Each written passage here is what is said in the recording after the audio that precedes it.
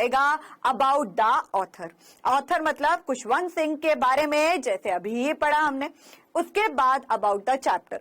ये about the chapter पूरे chapter का ओवरव्यू है, जिससे आपको पता चल जाएगा कि कहानी बेसिकली है क्या। फिर हम लाइन टू लाइन एक्सप्लेनेशन को पढ़ेंगे।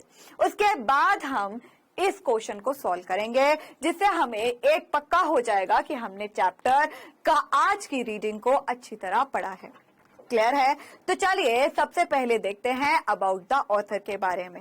इस साइड आपको एक चित्र दिख रहा है, वो है खुशवंत सिंह के बारे में, और मेरे पीछे यहाँ पर आपको दिख रहा है खुशवंत सिंह के बारे में।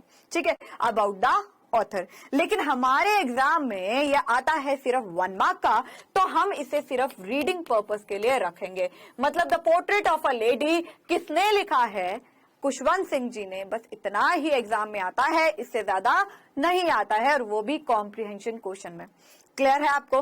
तो चलिए एक बार रीड तो कर लेते हैं कि अबाउट द ऑथर का है क्या।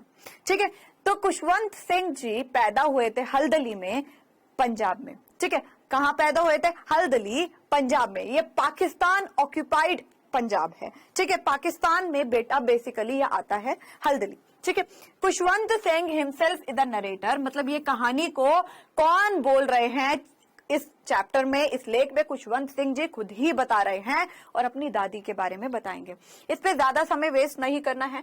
ही वॉज बोर्न इन हल्दली। वो हल्दली में पंजाब में पैदा हुए थे 2 फरवरी 1915 में। His parents left him with his grandmother when they went to live in a city. तो उसके जो माँ बाप हैं वह छोड़ गए थे खुशवंत सिंह जी को अपनी दादी के पास, जब वह शहर में गए थे। ठीक है, ही वॉज अ रेनॉर्ड ऑथर। तो वो कौन थे? बहुत ही ज्यादा प्रसिद्ध लेखक थे। He was a great journalist. वह बड़े ही पत्रकार भी बने, राजनीतिक बने, और वकील भी बने, जैसे लॉयर भी। ठीक है, ही बिगेन हिज राइटिंग। उन्होंने लेख लिखना शुरू किया 1956 में, when he wrote the novel. जब उन्होंने पहली कहानी लिखी ट्रेन टू पाकिस्तान, एक रेल जो पाकिस्तान जा रही। He went his world for heaven on 2 मार्च 2014। तो वर्ल्ड फॉर हेवन मतलब कि उन्होंने ये दुनिया को छोड़ा और स्वर्ग गए थे वह कब? 20 मार्च 2014 में। तो मृत्यु उनकी बताई गई है। हमें इस पर ज्यादा फोकस नहीं करना है, हमें 1 मार्क का क्वेश्चन करना है कि खुशवंत सिंह जी ने the portrait of a lady लिखा है। बस, इससे ज्यादा एग्जाम में ना पूछा जाता है ना पूछा गया है। क्लियर है? तो चलिए अबाउट द चैप्टर पढ़ लेते हैं। अबाउट द चैप्टर बहुत इंपॉर्टेंट होता है अगर आप पहली बारी कोई लेख को पढ़ रहे हैं। अगर आपने चैप्टर पहली बारी पढ़ा है तो अबाउट द चैप्टर आपको एक आइडिया दे देता है कि आपको चैप्टर में क्या पढ़ाया जाएगा, और एक तरह की आपको कहानी एक शॉर्ट में बता देते हैं। ठीक है, तो अबाउट द चैप्टर चलिए मेरे साथ पढ़े। In the portrait of a lady, Khushwant Singh describes a graphic pen picture of his grandmother. तो पोर्ट्रेट ऑफ अ लेडी में खुशवंत सिंह जी वर्णन करते हैं, ग्राफिक मतलब विशद। ठीक है, विशद पेन पिक्चर मतलब कलम चित्र ऑफ हिज ग्रैंडमदर। अब चित्र तो आप देख लेते, फोटो होता है, लेकिन लिख के उन्होंने अपनी दादी के बारे में वर्णन किया है। तो उन्होंने एक चैप्टर को लिखा पेन राइटिंग के हिसाब से, हम ये कह सकते हैं पेन पिक्चर, कलम चित्र के हिसाब से। He and his grandmother lived in their village home when he was a small child. ही यहाँ पे कौन है? लेखक है खुशवंत सिंह जी, और उनकी ग्रैंड मदर रहते थे विलेज में, जैसे हमने पढ़ा अभी, हल्दली में, पंजाब में। When he was a small child, जब वह छोटे बच्चे थे। क्लियर? तो अबाउट द चैप्टर में भी इतना नहीं घुसना है कि हम पूरा का पूरा चैप्टर इसी पे लगा दे, आज का लेक्चर इसी पे लगा दे। अबाउट द चैप्टर में आपको बस एक ओवरव्यू मिल रहा है पोर्ट्रेट ऑफ अ लेडी का, कि इसमें जो हमारे खुशवंत सिंह राइटर हैं उन्होंने कलम चित्र अपनी दादी के बारे में लिखा है, और वह हमें यही वर्णन कर रहे हैं। ठीक है, तो जब वह छोटे थे तो वह अपनी दादी के साथ विलेज रहते थे, मतलब गांव में रहते थे, हल्दली गांव में रहते थे, और जब वह छोटे बच्चे थे। क्लियर? आगे और देख लेते हैं अबाउट द चैप्टर में। She was a religious lady, वो बहुत ही ज्यादा धार्मिक औरत थी। शी यहाँ पे कौन है? Grand mother. ठीक है, तो यहाँ पे एक बार लिख लीजिए ग्रैंड मदर। ओके। अब यहाँ पर खुशवंत सिंह की जो दादी थी वह बहुत ही रिलीजियस मतलब क्या होता है, बहुत ही ज्यादा धार्मिक औरत थी। क्या थी? बहुत ही ज्यादा धार्मिक औरत थी। She always would move her lips, मतलब कि जो उनकी दादी है उनके जो लिप्स है वो निरंतर प्रार्थना में चलते रहते थे। तो यहाँ पे लिख रखा है she always would move her lips in a silent prayer. Silent मतलब कि बड़बड़ाना, धीरे धीरे बोलना, मतलब कि उनकी जो प्रार्थना में हमेशा जो उनके लिप्स थे, जो होठ थे, वह चलते रहते थे। She died with prayer on her lips. जब वह मरी तो उनके मुख में अभी भी प्रार्थना चल रही थी। And rosary in her hand. Rosary बेटा क्या कहते हैं? माला को कहते हैं। तो उनके लिप्स पर हम ये कह सकते हैं प्रार्थना चल रही थी, होठों पर प्रार्थना चल रही थी जब उनकी मृत्यु हुई, और जब रोजरी मतलब हाथों में माला भी थी जब उनकी मृत्यु हो गई। Now let us read about love, devotion and emotion. तो चलिए अब हम पढ़ते हैं प्यार, डिवोशन मतलब भक्ति भाव, डिवोशन मतलब कि समर्पण या भक्ति भाव भगवान के प्रति, एंड इमोशंस मतलब भावनाएं इन द स्टोरी। तो अब हम देखते हैं समर्पण, भक्ति भाव और साथ ही साथ हमारी फीलिंग्स, भावनाएं जो इस कहानी में खुशवंत सिंह जी के द्वारा अपनी दादी के लिए प्रकट हुई हैं। ठीक है, जब हम छोटे होते थे तब हम भी दादी के साथ बातें करते थे, अभी भी करते होंगे आप सब। ठीक है, तो यही जो दादी नानी के साथ जो कहानियां होती है वो बड़ी ही मजेदार होती हैं। तो यहाँ पे खुशवंत सिंह अपनी दादी के लिए वर्णन कर रहे हैं, तो बहुत ही अच्छा चैप्टर है, ध्यान से पढ़ना। ओके, तो आगे चलते हैं। अब चैप्टर रीडिंग में हम स्टार्ट करेंगे। My grand mother like everybody grand mother was an old women. तो सबसे पहले खुशवंत सिंह जी बोलते हैं अपनी दादी के बारे में कि माई ग्रैंड मदर, मेरी दादी, लाइक एवरीबडी जैसे सबकी होती है, ग्रैंड मदर मतलब जैसे सबकी, एवरीबडी मतलब जैसे सबकी दादी होती है, वॉज एन ओल्ड लेडी, वो भी एक बुजुर्ग औरत थी। ओल्ड मतलब बुजुर्ग। तो मेरी दादी जैसे सबकी ग्रैंड मदर होती है, वॉज अ ओल्ड लेडी, जैसे सबकी दादी बुजुर्ग औरत होती है या थी, वैसे ही मेरी जो दादी थी वो भी बुजुर्ग औरत है।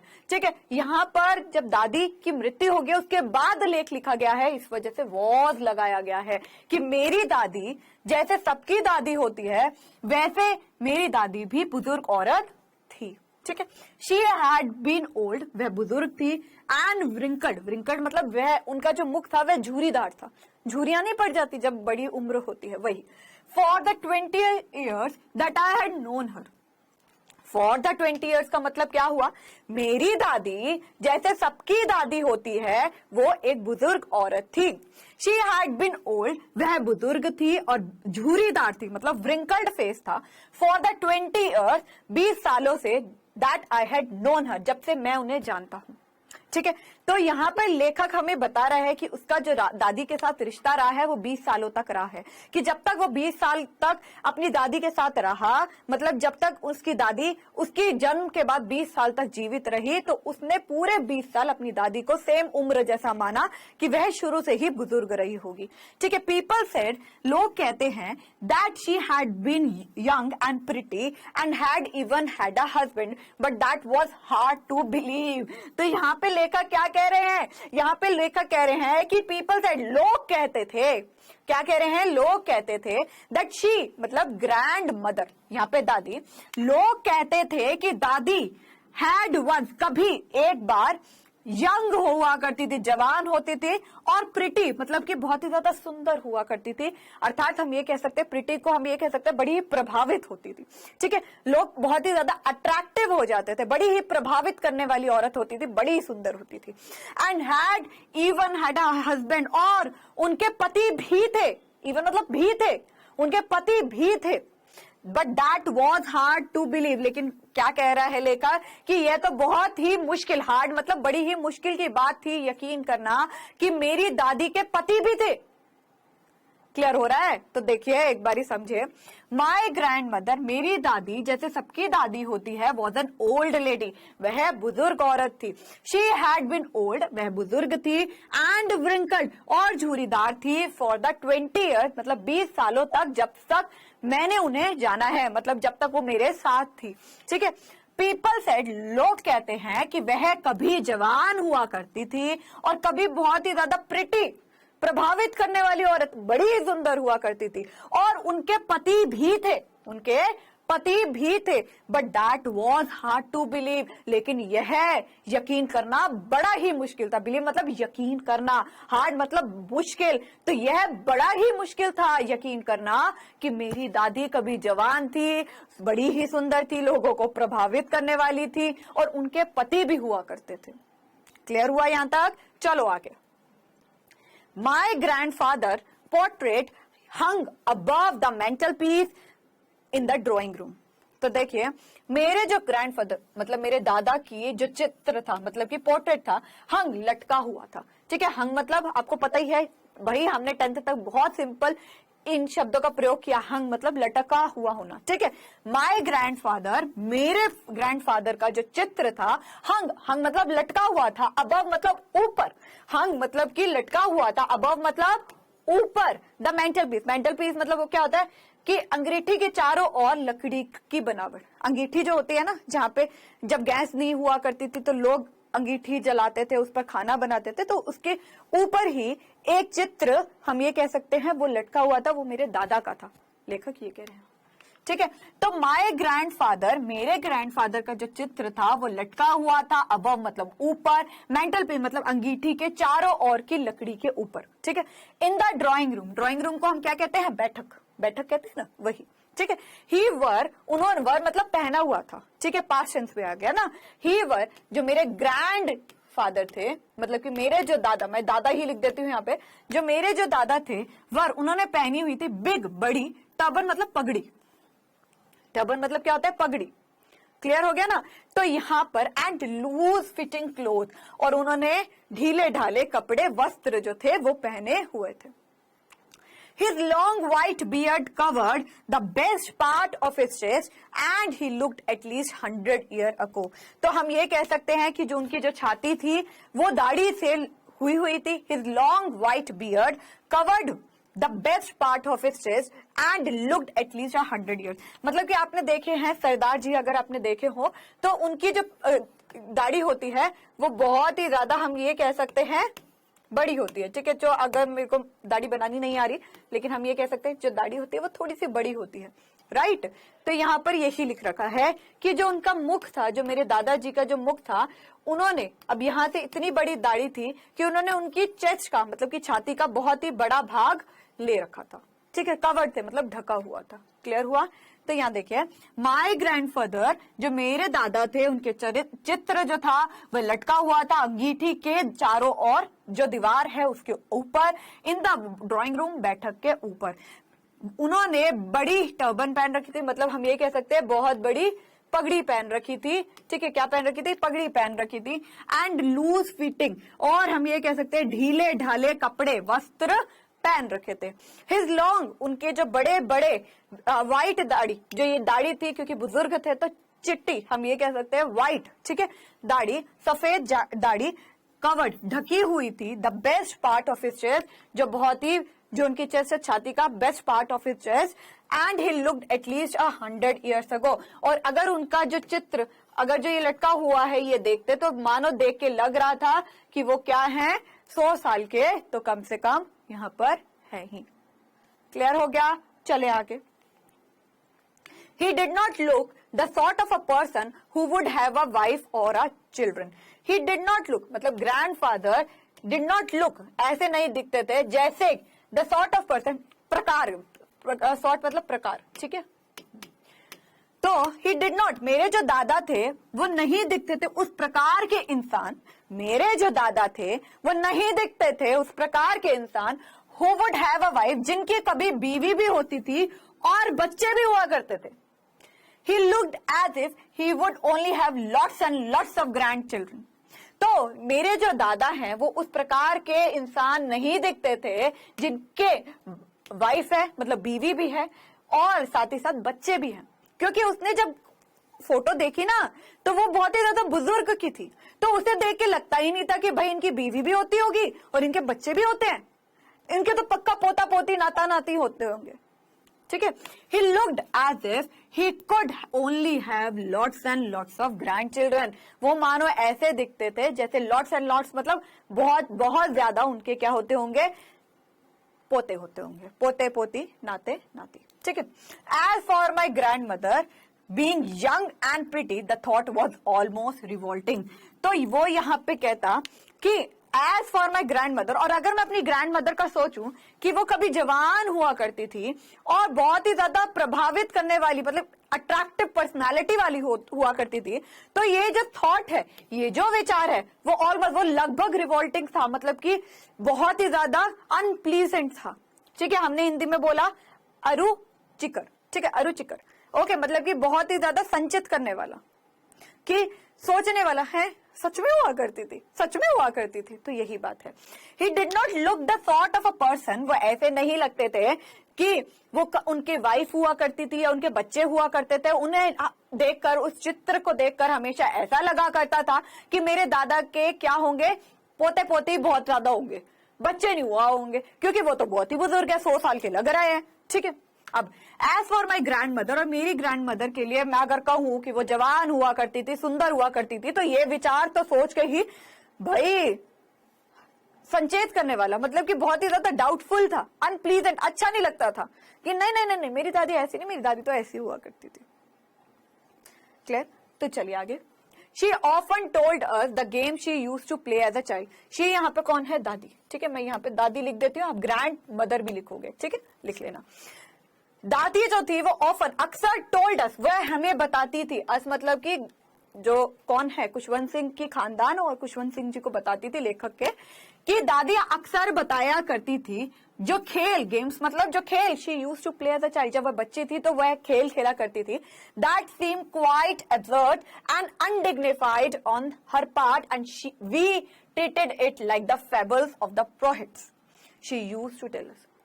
देखो ध्यान से देखना। दादी जो थी वह अक्सर बताया करती थी जो खेल वह खेला करती थी जब वह बच्चे थे, जब वह बच्ची थी, मतलब कि जब वो छोटी बच्ची थी जो खेल खेला करती थी, तो दादी अक्सर उन्हें बताया करती थी। और यह चीज, दैट सीम मतलब ऐसे लगता था, सीम मतलब लगता था, क्वाइट कुछ बेतुका, मतलब कि एब्सर्ड मतलब कि बेतुका। ठीक है, दैट जो चीजें दिखाती थी, जो बताया करती थी, मानो ऐसा लगता था, सीम मतलब ऐसा लगता था कि कुछ बेतुकी बात कर रही है, बे मतलब कि मीनिंगलेस। ठीक है, एब्सर्ड मतलब मीनिंगलेस, बेतुका। एंड अनडिग्निफाइड मतलब अशोभनीय लगता था। नहीं नहीं नहीं नहीं, इतनी बड़े होके वो ऐसी गेम्स खेलती थी, नहीं नहीं नहीं, ये तो अच्छी बात नहीं है, ये तो अशोभनीय बात है। तो वही यहाँ पे लेखक को लग रहा है, लेकिन वो तब जब खेलती थी तब तो वो जवान थी ना, लेकिन लेखक को क्या लग रहा है, नहीं नहीं, ऐसे थोड़ी होना चाहिए। तो यही चीज है। ठीक है, on her part and we treated it like fables, और हम ऐसे ट्रीट करते थे, ऐसे व्यवहार करते थे जैसे ये काल्पनिक कहानियां हैं, ये सच में नहीं हो सकते हैं। ऑफ द प्रोहिट्स, प्रोहिट्स मतलब साधु संत, she use to tell us. तो यहाँ पे लग रहा है कि लेखक कहता है कि जब वो मुझे बताया करती थी कि जब हम छोटे बच्चे थे हम ये गेम खेलते थे, ये गेम खेलते थे, तो ये ऐसे लगता था जैसे काल्पनिक कहानियां हैं जो किसी साधु संत ने मेरी दादी को बता दी, और मेरी दादी मुझे बता रही है, हमें बता रही है, मतलब मेरे खानदान और मुझे बता रही है, क्योंकि मेरी दादी कभी जवान थी और वह गेम्स खेलती थी। भाई ये तो बेतुकी सी बात है और यह अशोभनीय है, क्योंकि इतनी बड़ी उम्र में ऐसी गेम्स कौन खेलता है। लेकिन यहाँ पे लेखक जो है वो ये कह रहा है कि ये सोचने में, जब आप दादी को सोचो अपनी कि वो कभी जवान हुआ करती थी या छोटी बच्ची होती थी वो खेलती थी, तो वो बहुत ही पुरानी बात लगती है, और वो हम यकीन भी नहीं कर पाते यार ऐसा भी होता था। तो यहाँ पे भी लेखक को यकीन करना बड़ा मुश्किल सा हो रहा है, लेकिन अर्थात उसे पता है, लेकिन उसे यकीन करना बड़ा मुश्किल हो रहा है। लगता है कि जब मैं छोटा बच्चा था मुझे बताती थी ना, तो मुझे अशोभनीय लगती थी, मुझे समझ नहीं आती थी। जब उसने लेख लिखा तब उसे समझ में आ रही है, लेकिन जब वो बच्चा था तो उसे समझ नहीं आ रही थी। क्लियर हो रहा है? चलिए आगे। She had always been short and fat and slightly bent. Her face was a crisscross, आड़ा तिरछा of wrinkles running from everywhere to everywhere. तो she has always been short, मतलब कि उनकी जो हाइट होती थी वो बहुत ज्यादा शॉर्ट होती थी और थोड़ी सी मोटी होती थी, एंड स्लाइटली, और थोड़ा सा वो बेंट हुआ करती थी, स्लाइटली मतलब थोड़ा सा। ठीक है, her face was a criss cross, मतलब उनका जो चेहरा था वो आड़ा टेढ़ा था, तिरछा था, और व्रिंकल्स मतलब कि पूरे चेहरे पर क्या थी, झुर्रियां पड़ी हुई थी, तो आड़ा तिरछा उनका चेहरा था। ठीक है, फ्रॉम एवरीवेयर टू एवरीवेयर मतलब हर जगह से हर जगह तक, एवरीवेयर मतलब हर जगह से हर जगह था। तो यहाँ पे क्या लिख रखा है कि जो शी हैड मतलब कि जो लेखक की दादी है वो ऑलवेज बीन शॉर्ट, वो हमेशा से छोटी हाइट की रही और थोड़ी सी मोटी रही और वो थोड़ी सी झुकी हुआ करती थी। हर फेस जो उनका जो चेहरा था वह आड़ा तिरछा था, मतलब कि झुर्रियों से भरा पड़ा था, इधर से लाइन जा रही है इधर से जा रही है। रनिंग मतलब कि जाना, ठीक है, रनिंग मतलब यहाँ से चेहरे से जा रही है यहाँ से जा रही है, हर जगह से हर जगह था। क्लियर हुआ? चलिए आगे। No we are certain she had always been as we had known her, ठीक है, old, so terribly old that she could not have grown older and had at the same age for 20 years. She could never have been pretty, but she was always beautiful. तो यहां से देखिए, no we were certain she had always been as we had known her. तो हमें हमेशा ऐसे लगता था कि वह वही है, सर्टेन मतलब वैसी की वैसी है जब से हमने अपनी दादी को देखा है, वह वैसी की वैसी है जैसे हमने दादी को शुरू से देखा है, ठीक है। हमारे लिए उनमें कोई परिवर्तन नहीं था, हम नहीं सोच पा रहे थे कि वो कभी जवान भी हुआ करती थी। आगे देखो, ओल्ड बुजुर्ग, सो टेरिबली ओल्ड, बुजुर्ग, सो बहुत अधिक ज्यादा, ओल्ड मतलब बुजुर्ग, ठीक है, that she could not have grown older, कि वह इससे ज्यादा बुजुर्ग हो ही नहीं सकती है, वो बहुत ओल्ड है, वो बहुत ज्यादा बुजुर्ग हैं और अत्यधिक बुजुर्ग हैं और उससे ज्यादा वो कभी बुजुर्ग हो ही नहीं सकती। She could not have grown older, तो इससे ज्यादा वो बड़ी हो ही नहीं सकती, ठीक है। And had stayed at the same age for 20 years, और लेखक कहता मेरे लिए ऐसा लग रहा था जैसे वो रुकी पड़ी है 20 सालों से उसी उम्र में, उनकी ऐसा लग रहा था जब से मैं 20 सालों से उनको जानता था तो कोई परिवर्तन आ गया या वो बढ़ गई है उम्र में, नहीं, मेरे लिए जब से मैं 20 साल उनको जाना तो मेरे लिए उनकी उम्र वैसी की वैसी ही रही। क्लियर? आगे देखिए, she could never have been pretty, वह मेरे हिसाब से वह कभी भी इतनी प्रभावित इतनी सुंदर नहीं लगती होंगी, but she was always beautiful, लेकिन वह चरित्र से बहुत ही ज्यादा सुंदर मतलब कि बहुत ही ज्यादा प्यारी है, ठीक है। यहाँ पे लाइन को समझे, she could never have been pretty, वह कभी भी नहीं होंगी सुंदर, ठीक है, कभी भी इतनी सुंदर नहीं होंगी जैसे कि हम ये कह सकते हैं कि जवान, but she was always beautiful, लेकिन जो चरित्र से और जो उनकी हरकतें थी आदतें थी उनसे वह बहुत ही ज्यादा सुंदर थी। प्रिटी को हम ये भी कह सकते हैं अनअट्रैक्टिव, प्रभावित ना करने वाली, लेकिन वह सुंदर हमेशा से रही। क्लियर? तो लेखक ने कहा कि no we were certain as we had known her, लेखक ने कहा हमारे लिए वह वैसी की वैसी थी, सर्टेन मतलब वैसी की वैसी थी जब से हमने उन्हें जाना है। वह बुजुर्ग थी और बहुत ज्यादा बुजुर्ग थी और वह उससे ज्यादा बढ़ भी नहीं सकती थी, उनकी उम्र ज्यादा हो ही नहीं सकती थी और मानो ऐसा लग रहा था कि वह रुकी पड़ी है उसी उम्र में 20 सालों तक। She could never have been pretty, वह कभी सुंदर नहीं होगी, उनके हिसाब से इतनी प्रभावित ना करने वाली होगी, लेकिन वह हमेशा से सुंदर ही रही। क्लियर? आगे चलो। She hobbled about the house in a spotless white with one hand resting on a waist to balance her stoop and the other telling beads of her rosary, जैसे यहाँ पे दे रखा है, ठीक है। अब वो बेंट है मतलब थोड़ी सी झुकी हुई है और उनका जो हाथ है वो कमर पे है और उन्होंने जो पहना है वो सफेद कलर का है, मतलब प्योर व्हाइट, बिना दाग का, ठीक है, बिना दाग का। तो ऐसे ही उन्होंने कमर पे हाथ रख रखी है और क्या कर रखा है, वो थोड़ी सी बेंड है, वो चल रही है और उन्होंने पूरे के पूरे जो वस्त्र पहने हैं वो सफेद पहने, उस पे बेदाग वस्त्र है, ठीक है। तो शी हॉबल्ड मतलब क्या होता है, लंगड़ा कर चलना, मतलब कि धीरे धीरे चलना और थोड़ा सा लंगड़ा कर चलना, ठीक है। शी हॉबल्ड, जो ग्रैंड मदर है यहाँ पे मैंने लिख दिया दादी, हॉबल्ड मतलब लंगड़ा कर चलती थी, अबाउट द हाउस घर में वह लंगड़ा कर चलती थी, इन द स्पॉटलेस मतलब बेदाग, ठीक है, स्पॉटलेस व्हाइट मतलब बेदाग सफेद, स्पॉटलेस का मतलब क्या होता है बेटा, बेदाग, व्हाइट का मतलब सफेद, ठीक है। तो यहाँ पे क्या लिख रखा है कि वह लंगड़ा कर चलती थी पूरे घर में बेदाग सफेद कपड़े पहने, विद वन हैंड, और एक जो हाथ था वो विश्राम करता था, ऑन हर वेस्ट उनकी कमर पे, टू बैलेंस हर स्टूप ताकि वह बैलेंस बनाकर रखे, ठीक है, ताकि वह संतुलन बनाकर रखे, बैलेंस मतलब संतुलन, ठीक है ना, ताकि वह संतुलन बनाकर रखे, हर स्टूप मतलब क्या होता है, और उनका जो झुकाव है, and the other telling beds of her Rossari, तो यहाँ पे क्या लिख रखा है, रोजरी मतलब क्या होता है, माला, बेड्स मतलब मनका, मनका मतलब कि हम ये कह सकते हैं जैसे आपने कोई भी माला देखी हो तो माला के एक एक मोती को मनका बोलते हैं, तो यहाँ पे बेड्स मतलब मनका। ठीक है, तो यहाँ पे एक लाइन फिर समझिए, जो मेरी दादी थी वह लंगड़ा कर चलती थी पूरे घर में, मेरी दादी लंगड़ा कर चलती थी पूरे घर में, बेदाग सफेद इन स्पॉटलेस व्हाइट बेदाग कपड़ों में, और एक जो उनका हाथ होता था वह विश्राम करता था, रेस्टिंग मतलब आराम करता था उनकी कमर पर, ताकि वह संतुलन बनाकर रखे उस झुकाव को जो उन्होंने कर रखा है, एंड द अदर टेलिंग, और जो दूसरा हाथ होता था वह मन के करता रहता था माला पे, मतलब वह एक हाथ को कमर पर रखती थी और एक हाथ से मन के करती रहती थी, ताकि जो संतुलन है उनके शरीर का, जो झुकाव है उनके शरीर का, वह बना रहे। क्लियर? तो यहाँ पे जैसे छड़ी है ना, यहाँ पे ये मान के चलिए जैसे यहाँ पे माला है। क्लियर हुआ?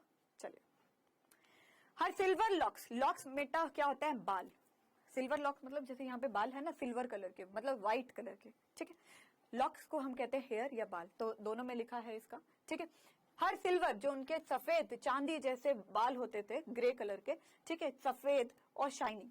ठीक है, हर सिल्वर लॉक्स मतलब कि जो उनके सिल्वर कलर के चांदी जैसे जो बाल होते थे, वर स्कैटर्ड वह बिखरे हुए होते थे, उनके जो चांदी जैसे बाल हुआ करते थे वह बिखरे हुआ करते थे।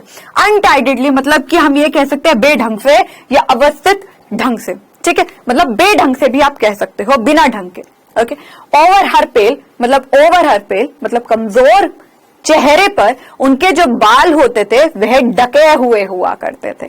ठीक है, पकड़ मतलब कि सिकुड़ना, face and her lips constantly मतलब निरंतर, कॉन्स्टेंटली मतलब निरंतर। ठीक है, move in Audible prayer, inaudible prayer मतलब ना सुनाई पड़ने वाली।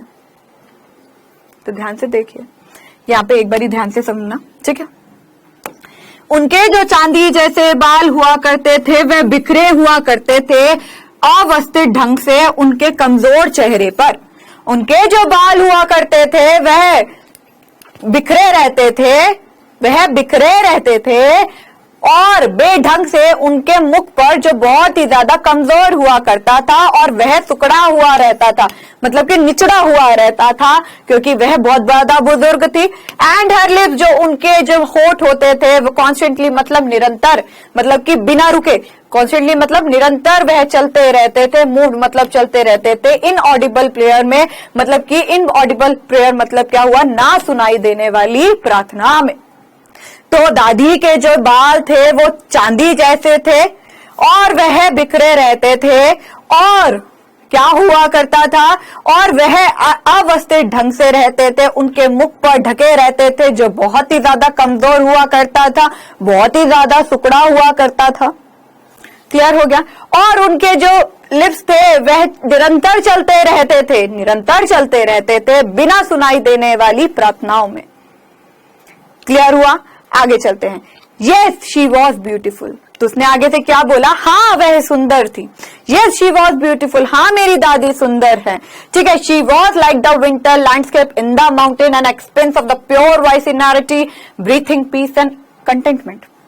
देखिए, यस शी वॉज ब्यूटीफुल, उसने कहा हाँ मेरी दादी सुंदर थी, हाँ मेरी दादी सुंदर थी। She was like a winter landscape, landscape मतलब क्या होता है बेटा, चित्र। ठीक है, लैंडस्केप मतलब कि वह एरिया, जैसे कि ये एरिया है, ठीक है, जिसमें आपको बादल भी दिख रहे हैं।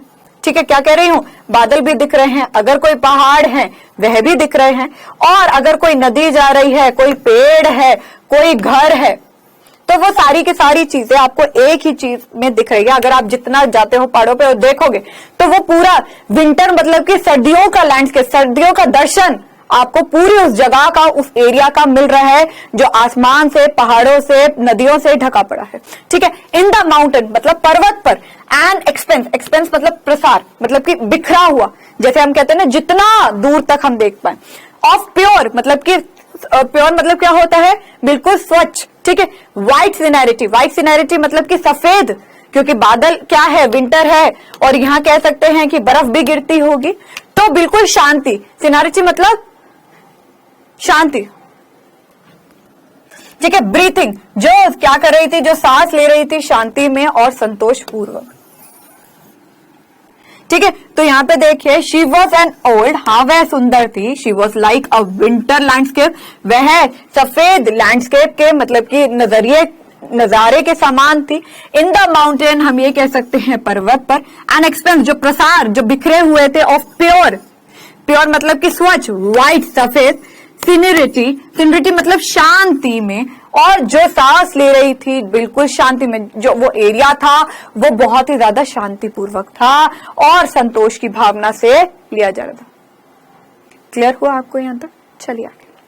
My grand mother and I were good friends. उसने क्या बोला कि मेरी दादी और मैं बहुत ही अच्छे दोस्त थे। यहाँ पर माई कौन है? लेखक, तो हम लिख रहे हैं राइटर या खुशवंत सिंह जी, ठीक है, राइटर।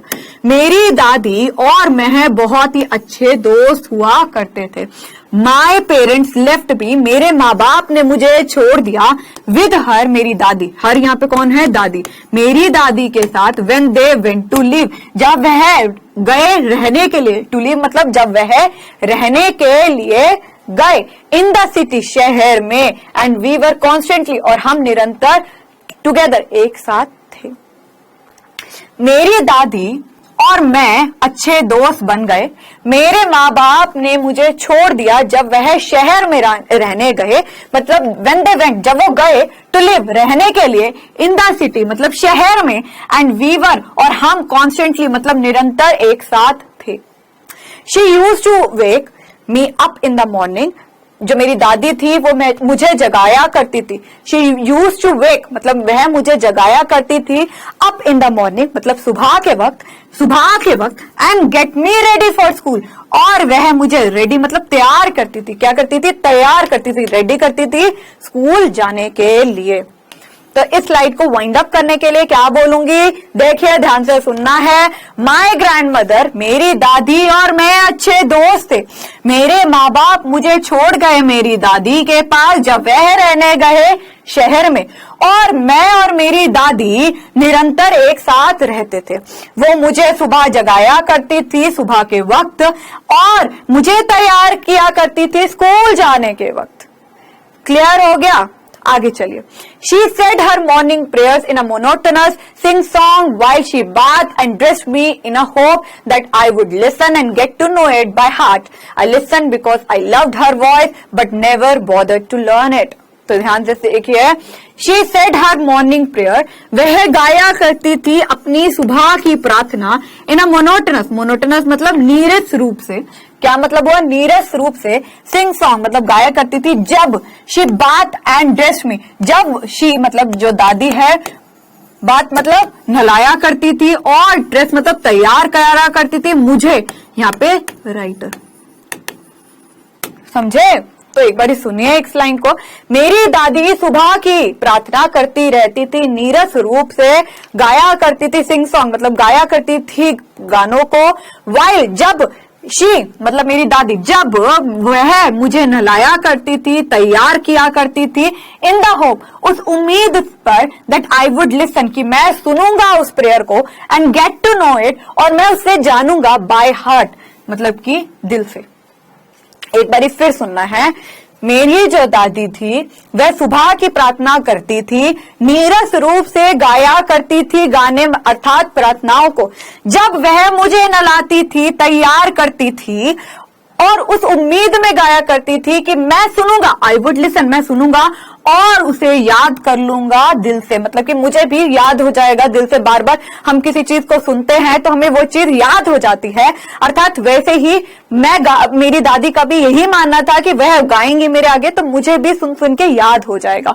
आई लिसनड, मैं सुनता था। आई लिसनड, मैं सुनता था। Because I loved her voice, क्योंकि मुझे उनकी आवाज पसंद थी। But never bothered to learn it, लेकिन कभी मैंने चिंतित ही नहीं किया, कभी परवाह ही नहीं करी कि मैं उन्हें याद करूंगा।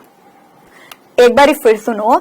मेरी दादी सुबह की प्रार्थना करती थी नीरस रूप में, और वह गाया करती थी जब वह मुझे नहलाती थी, तैयार करती थी, और वह उस उम्मीद में, होप मतलब उम्मीद या आशा करती थी कि मैं उसको सुनूंगा और याद कर लूंगा दिल से। आई लिसन, मैं सुनता था। लेखक कहते हैं मैं सुनता था, बिकॉज क्योंकि मुझे उनकी आवाज बहुत पसंद थी, बट लेकिन मैंने कभी नहीं, नेवर मतलब कभी नहीं चिंतित किया कि मैं उनकी ये जो प्रार्थनाएं हैं उसे याद करूंगा। क्लियर? चलिए आगे देखते हैं। Then she would fetch my wooden slate which she has already washed and plastered with yellow chalk, a tiny earthen ink pot and a red pen, tie them all in a bundle and hand it to me. फिर उसके बाद वो क्या करती थी? then मतलब she मतलब दादी would fetch, वह निकालती थी my wooden slate. slate क्या होता है? पटिया।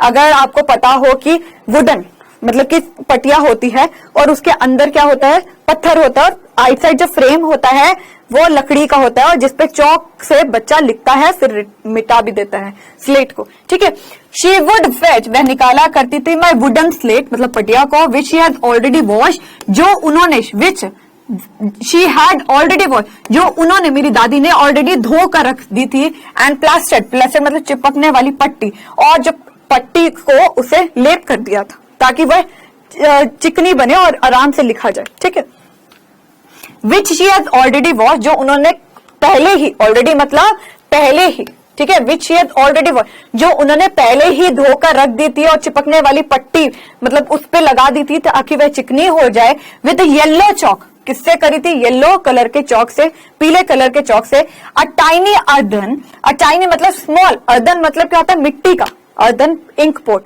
इंक पोट मतलब कि तब पेन नहीं होते थे तो शाही आती थी, ठीक है, तो वो यूज करते थे। With yellow chalk, a tiny earthen ink pot, और साथ ही साथ आप ये कह सकते हैं स्लेट चौक से भी लिखी जाती है, येलो चौक से, अ टाइनी अर्दन पॉट, और साथ में एक शाही का डब्बा भी दिया करती थी जो मिट्टी का हुआ करता था, एंड अ रेड पेन, और लाल कलर का पेन। टाई मतलब क्या होता है? बांध देना, ठीक है, टाई मतलब बांध देना। Clear? Them all in a bundle, पूरे गठ में वह उन चीजों को क्या करती थी? बांध दिया करती थी, and hand it to me, और मुझे, यहाँ पे मैं कौन हूँ? राइटर है, और मुझे दे दिया करती थी। ठीक है, बंडल मतलब गट्ठी, बंडल मतलब गट्ठी। तो एक बार सुनिए, व्हेन शी वुड फेच, जब वह निकाला करती थी लकड़ी की पटिया जो उन्होंने पहले ही धोकर रखी थी और उसे चिपकाने वाली पट्टी के साथ लेप कर दिया था, और साथ ही साथ हम ये कहेंगे येलो चौक, पीले कलर का चौक, और साथ ही साथ वह क्या करती थी? एक इंक पोट मतलब कि एक डबिया जो मिट्टी की होती थी, उसमें शाही होती थी, वह लेती थी, और साथ ही साथ लाल कलर के पेन को इकट्ठा बांधकर एक गट्ठी देके मुझे समर्पण करती थी। मतलब कि हर चीज को इकट्ठा करके वह बांध देती थी और लेखक को दे दिया करती थी। Clear? After a breakfast of a thick stale chapati with a little butter and sugar spread on it, we went to school. तो वो क्या करता था लेखक? ब्रेकफास्ट में क्या खाया करता था? After a breakfast of a thick मतलब कि वह नाश्ता करता था, थिक मतलब मोटी स्टेल मतलब बासी रोटी, बासी रोटी, विद अ लिटिल बटर, उस पर कुछ मक्खन लगाए, एंड शुगर मतलब कि चीनी को स्प्रेड मतलब कि बिखराए हुए, वी वेंट टू स्कूल, हम स्कूल जाया करते थे। ठीक है, स्टेल चपाती, बासी चपाती, ठीक है, पंजाब में बहुत फेमस है बेटा ये। ठीक है, रात की बनी हुई चपाती, या हम ये कह सकते हैं कि कुछ देर पहले बनी की चपाती, उसको फिर एक बारी गर्म करना और उस पे मक्खन लगा देना, चीनी लगा देना, वो बहुत ही ज्यादा फेमस है, वहां पे सब खाते हैं। ठीक है, ये नहीं है कि पूरी रात भर की बासी भी कह सकते हैं, थोड़ी देर पहले बनाई हुई रोटी को हम बासी रोटी ही बोलते हैं। ठीक है, after a breakfast of thick मतलब कि मोटी बासी चपाती रोटी को उसके ऊपर थोड़ा सा मक्खन लगाया, चीनी लगाई और उस पर कवर अप कर दिया, मतलब कि बिखेर दिया on it, we went to school, हम ये खाते, मैं ये खाता था और उसके बाद हम स्कूल चले जाते थे। शी कैरिड सेवरल, वो कई stale chapati with her for the village dogs, और वह कई, हम ये कह सकते हैं, स्टेल चपाती बासी रोटी को लेके जाती थी, गांव के कुत्तों के लिए भी वह चपाती को लेके जाती थी, रोटियों को लेके जाती थी कि रास्ते में कुत्ते आए तो वह उन्हें दे दे। तो यहां तक हमने क्या पढ़ा?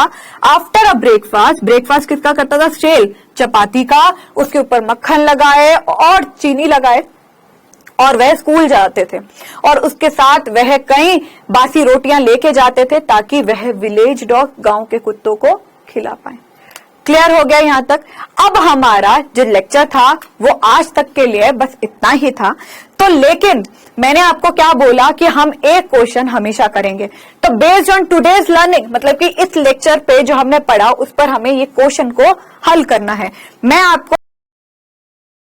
आपको खुद बनाना है, ठीक है। मैंने क्या देने हैं, कीवर्ड देने हैं और आपको वाक्य में खुद बनाना है, ठीक है। What grand mother take along with her when she went to school along with the writer. Grandmother क्या लेकर जाती थी साथ में जब वह स्कूल जाती थी लेखक के साथ। बहुत ही सिंपल, यही वाली स्लाइड से आंसर मिल जाएगा आपको। क्या कह रही हूं, यही वाली स्लाइड से आंसर मिल जाएगा। थोड़ा सा सोचिए, देखिए तो यहाँ पर लिख रखा है कि grandmother several shell chapatis को, मतलब कि बासी चपाती को अर्थात रोटियों को लेकर जाती थी फॉर विलेज डॉग, कुत्तों के लिए, ठीक है। What grand mother take along with her, बताइए। Grand mother take along with her shell chapatis, ठीक है, शेल चपाती, ठीक है। तो यहां से और देख लेते हैं, चपातीज, ठीक है। When she went to school, और इसके अंदर आप एक और लिख सकते हैं, शेल चपातीज, ठीक है। Grand mother take along with her shell chapatis for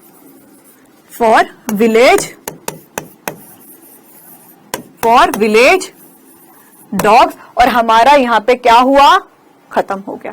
क्या हो गया, यहाँ पे हमारा खत्म हो गया। आपको आराम से उत्तर लिख पाओगे, grand mother take along with her shell chapatis for village dog. और ये पास्ट ईयर क्वेश्चन में आया था 2 मार्क्स का, ठीक है, कि इसमें आया था 2 मार्क्स का। प्रीवियस ईयर क्वेश्चन में से ही है, इंपॉर्टेंट है, आज की लर्निंग पर हमारा बेस है। तो होप आपको ये हल करने में बहुत ही आसानी हुई होगी।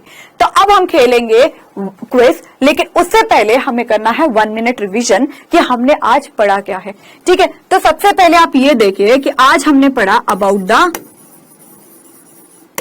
द ऑथर के बारे में, ठीक है, अबाउट द ऑथर के बारे में कि हमारे ऑथर कौन थे, खुशवंत सिंह जी थे। दूसरा हमने पढ़ा अबाउट द बताइए चैप्टर के बारे में, अर्थात हम ये कह सकते हैं अबाउट द लेसन के बारे में, ठीक है। और लास्ट में हमने क्या करा था, क्विज खेलना है। लेकिन उससे पहले मैंने आपको पहले ही कहा कि हमने क्या करा, डिटेल्ड एक्सप्लेनेशन। ये बहुत ही इंपॉर्टेंट पॉइंट है, इसको नहीं बोलना है, डिटेल्ड एक्सप्लेनेशन, ठीक है, ये बहुत इंपॉर्टेंट है, इसको नहीं भूलना है। उसके बाद अब हमने क्या किया था, डिटेल एक्सप्लेनेशन के बाद हमने 1 क्वेश्चन सॉल्व किया था। क्या किया था, 1 क्वेश्चन सॉल्व किया था, ठीक है। तो चलते हैं हम आगे, ओके।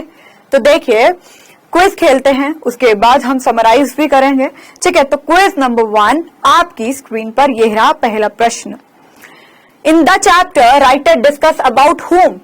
इस चैप्टर में राइटर ने किसके बारे में डिस्कस किया है, किसके बारे में वर्णन किया है, grandmother, friend, both A and B या नन ऑफ अबव।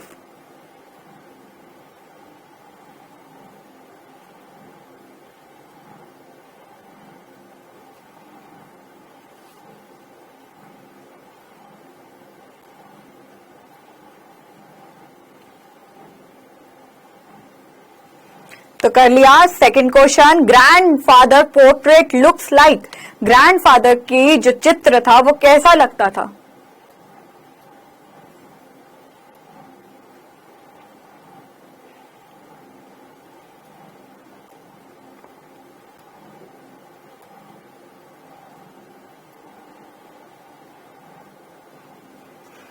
डन।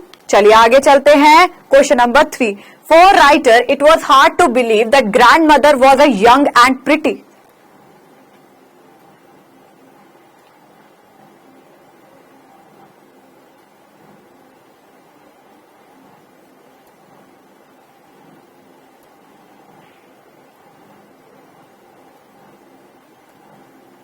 चलिए हमारा क्विज नंबर 1 यहां पर हो गया खत्म।